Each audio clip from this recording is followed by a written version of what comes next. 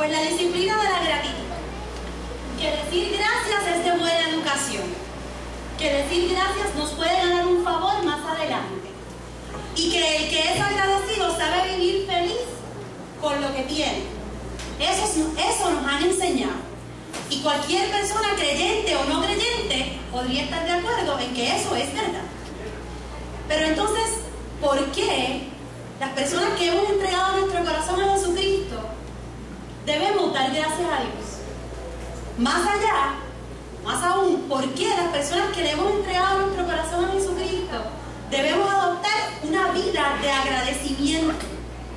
¿Por qué la iglesia del Señor Jesús adopta esta celebración del Día de Acción de Gracias? Y es que para poder compartir alguna reflexión en este Día de Acción de Gracias, yo quería contestarme esas preguntas. Porque yo creo que si yo vengo aquí y le digo a ustedes que dar gracias es bueno y que no debemos dar gracias solamente hoy, sino todos los días, todos ustedes, e inclusive quizá cualquier persona por ahí, estaría de acuerdo conmigo. Y no sería nada nuevo. Pero entonces, ¿por qué es trascendental para los creyentes tener una vida de gratitud? Y yo les invito conmigo a que juntos veamos algunos pasajes de la palabra del Señor y nos contestemos esas preguntas. Y mientras vamos leyendo juntos, yo quisiera que recordaran 3 cosas en las cuales yo puedo resumir esta reflexión. Número 1, hacer inventario. Número 2, dar gracias en toda circunstancia. Y número 3, efecto liberador en cada uno.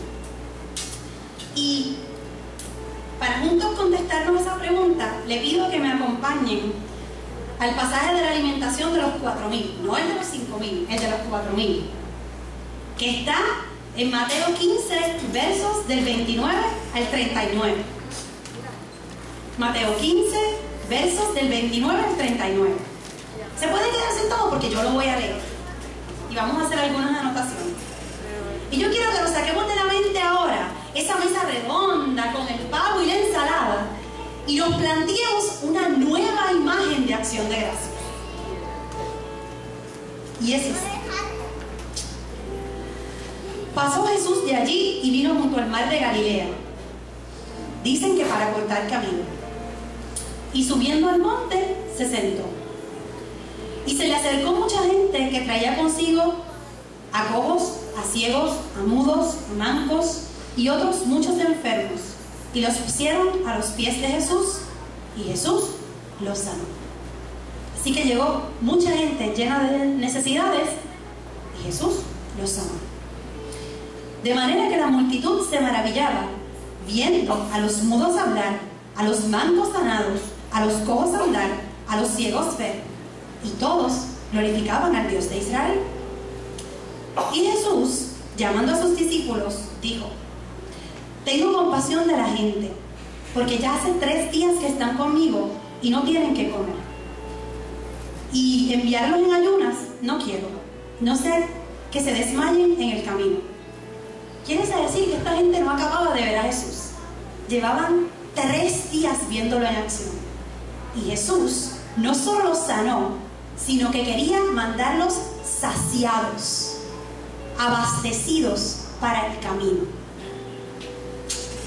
Entonces sus discípulos le dijeron: Jesús, ¿de dónde tenemos nosotros tantos panes en el desierto para saciar a una multitud tan grande? No había tienda ni posibilidad en aquel lugar de comprar pan o harina o aceite. Jesús le hizo una pregunta: ¿cuántos panes tienen? Y ellos le dijeron: 7 y unos cuantos pescaditos.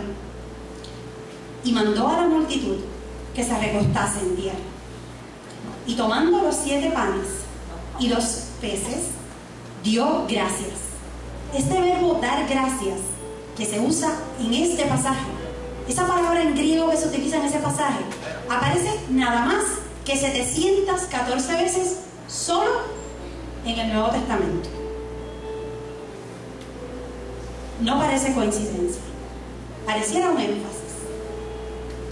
Así que Jesús tomó lo que había, dio gracias, lo partió y dio a sus discípulos. Le puso en las manos a los discípulos los panes y los peces picados. Y los discípulos se lo dieron a la multitud. Y comieron todos. Y se saciaron. Y recogieron lo que sobró de los pedazos, 7 canastas llenas. Se saciaron y sobró, pero no sobró para botar. Y eran los que habían comido 4.000 hombres, sin contar las mujeres y los niños. Entonces, despedida la gente, entró en la barca y vino a la región de Magdala. Hay muchas cosas significativas en este pasaje, pero yo quisiera que notáramos lo siguiente. Jesús hace una pregunta ante la realidad, porque ya los discípulos se lo habían dicho, de que en el desierto donde estaban atrechando camino, después de haber estado en Galilea, no había espacio para comprar harina, aceite, para hacer pan, y mucho menos para pan, para lograr el objetivo que Dios quería, que Jesús quería, que era mandar a esa gente no solo sanos por el camino, sino saciados. Y ante esa realidad de que no hay nada más, Jesús le pregunta a sus discípulos, les pide un inventario. ¿Qué es lo que hay? ¿Qué es lo que ustedes tienen? Y los discípulos les toca sumar, mirar y darle el inventario y la respuesta a Jesús. ¿Qué es lo que tenemos? Pues 7 panes y 2 o 3 pescaditos. Aún cuando Jesús sabía que hacer esa pregunta era hacer más grande la diferencia entre lo que había, que era poco, y lo que hacía falta, que era mucho, Jesús les hace la pregunta: ¿qué tienen? Después manda a la gente a recostar. Jesús agarra lo que tiene, da gracias por esa comida, lo reparte a sus discípulos, lo parte, ¿verdad? Le pidió el inventario, echa mano de él, lo tomó, dio gracias, lo partió y se lo dio a los discípulos. Y ahí, en las manos de los discípulos, fue que ocurrió el milagro. ¿Me siguen? Jesús lo puso en las manos de los discípulos. Y allí ocurrió el milagro. Aquellos discípulos, con las manos, con pedacitos de 7 panes y 2 o 3 pescaditos, alimentaron y saciaron a 4.000 y tantas personas. Si nosotros fuéramos a aplicar esto a nuestra vida hoy, tendríamos que agarrar un lápiz y un papel y hacer un inventario. Esto nos daría la oportunidad de ver qué es lo que el Señor ha puesto en nuestras manos. Aún cuando hacer ese inventario signifique que nos vamos a dar cuenta que lo que nos falta es más grande que lo que tenemos. Pero hacer el inventario nos da la oportunidad de ver lo que tenemos, lo que el Señor ha puesto en nuestras manos, dar gracias y confiar en lo que Él puede hacer con eso. En 1 Tesalonicenses 5, 16, 18, ¿ves? Un pasaje que leímos hace un rato. Pablo le dice a la iglesia de Tesalónica, ya casi al final, despidiéndose, como haciendo un resumen, que estén siempre contentos, que oren en todo momento y que den gracias por todo. A mí me gusta mucho la versión que leyó Cristi, porque dice que den gracias en toda circunstancia. Jesús pudo haber decidido no dar gracias ese día por la comida, como hacía siempre. Probablemente yo hubiera decidido no orar por la comida ese día porque faltaba demasiado. En una circunstancia como esta, donde falta tanto, a lo mejor yo hubiera decidido no dar gracias porque falta tanto, me falta tanto para lograr el objetivo. Pero Jesús dio gracias. ¿Y cuántas veces nosotros, Dios nos ha puesto cosas en nuestras manos y no podemos dar gracias ni usarlas porque estamos tan convencidos de todo lo que nos falta? Y es que nuestra gratitud al Señor, ¿cómo debe ser nuestra gratitud al Señor? Nuestra gratitud al Señor no depende de lo que nos falta, ni siquiera depende de que Dios me dé lo que yo le pido. Eso no significa que ser agradecido es negar lo que a mí me falta o lo que no tengo. No es que yo me voy a enajenar y voy a decir, yo lo tengo todo y no me falta nunca nada, porque yo jamás he tenido necesidad. No es que neguemos lo que a veces nos hace falta. Lo que pasa es que nuestra gratitud depende de que en todas las circunstancias, como dice Tesalonicenses, en todas las circunstancias damos gracias. ¿Por qué? Porque Dios está presente. Porque la vida es así. La vida tiene éxitos, tiene fracasos, tiene momentos de mucha alegría, tiene momentos de mucho dolor. Pero en cada uno de ellos, Dios está presente. Y por eso en toda circunstancia podemos dar gracias. Y el hacer el inventario nos ayudará a afinar nuestros sentidos espirituales y a darnos cuenta, así, en 1, 2 y 3, cómo Dios ha estado presente en nuestras vidas. ¿Qué ha hecho el Señor? El hacer el inventario como lo hizo Jesús, el preguntarnos, ¿qué tengo? Me falta un montón, yo lo sé, pero ¿qué es lo que tengo? El hacer ese ejercicio, y yo les digo más, el escribirlo, el sacar tiempo para sentarse y escribirlo, decir qué es lo que tengo, nos va a ayudar a darnos cuenta de todo lo bueno que ha sido el Señor y cómo en medio y a lo largo de nuestra vida con Él, Él ha estado aún antes de que le conociéramos, porque si no, sencillamente no hubiéramos llegado a sus pies. Desde antes Él estaba obrando en nosotros para que le conociéramos. Entonces, volviendo a la pregunta inicial, porque mis reflexiones son cortitas, ¿por qué es importante? ¿Qué efectos tiene que nosotros los creyentes vivamos y tratemos todos los días de asumir una actitud de gratitud al Señor? Pues yo tengo algunas conclusiones. Número 1, una vida de agradecimiento aumenta nuestra fe en lo que Dios puede hacer. Hacer ese inventario nos ayuda a reconocer lo que Dios es capaz y lo que Él quiere hacer en nuestras vidas y alrededor nuestro.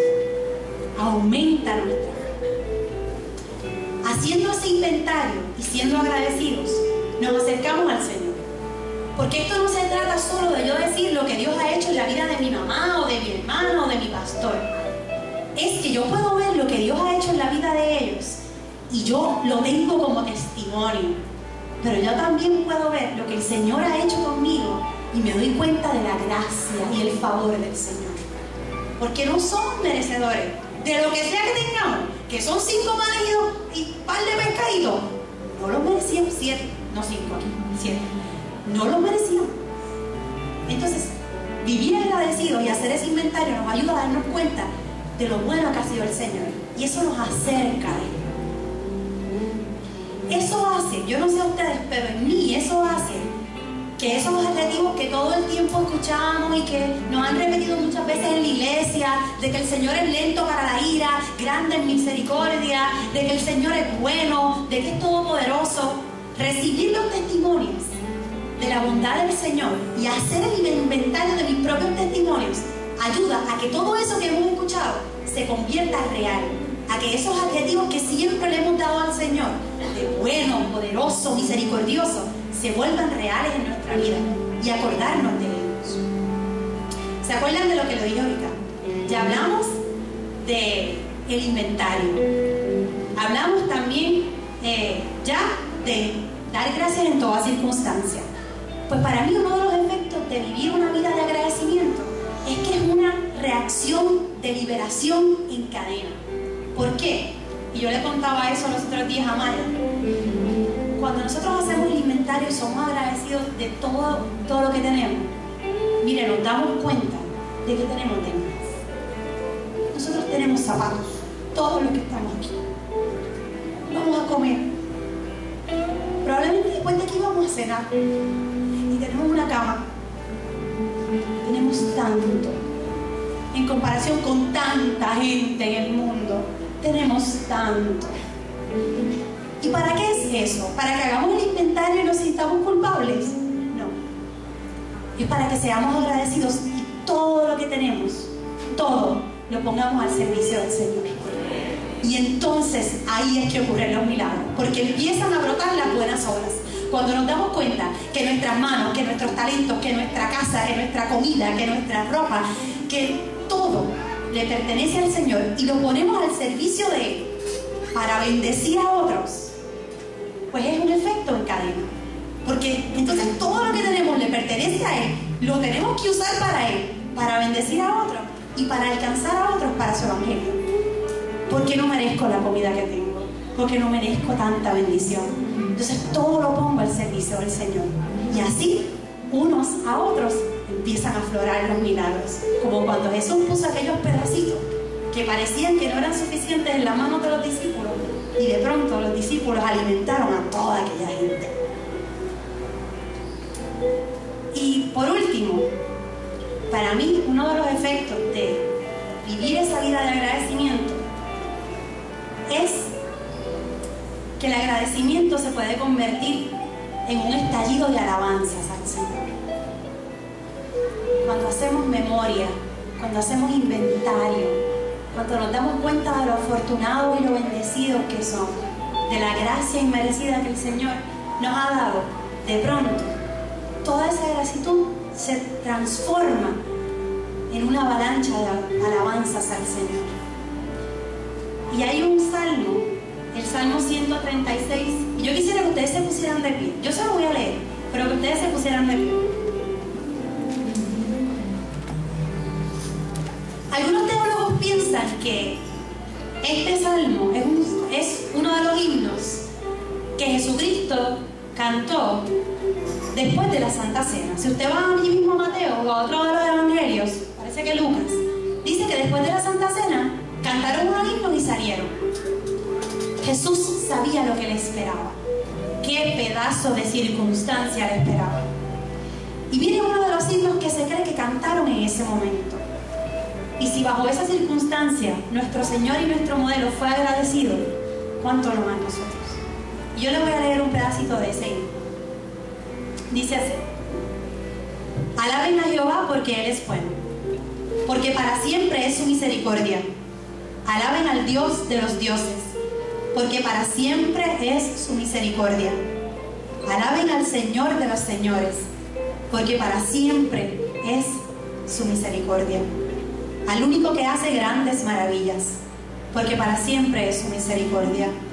Al que hizo los cielos con entendimiento, porque para siempre es su misericordia.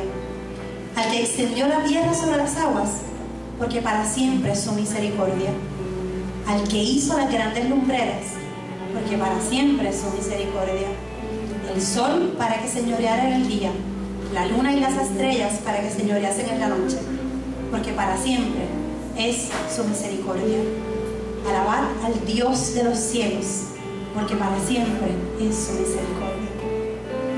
Hagamos el inventario. Saque un ratito hoy y haga el inventario. ¿Qué tienen?, les preguntó Jesús. ¿Qué tenemos?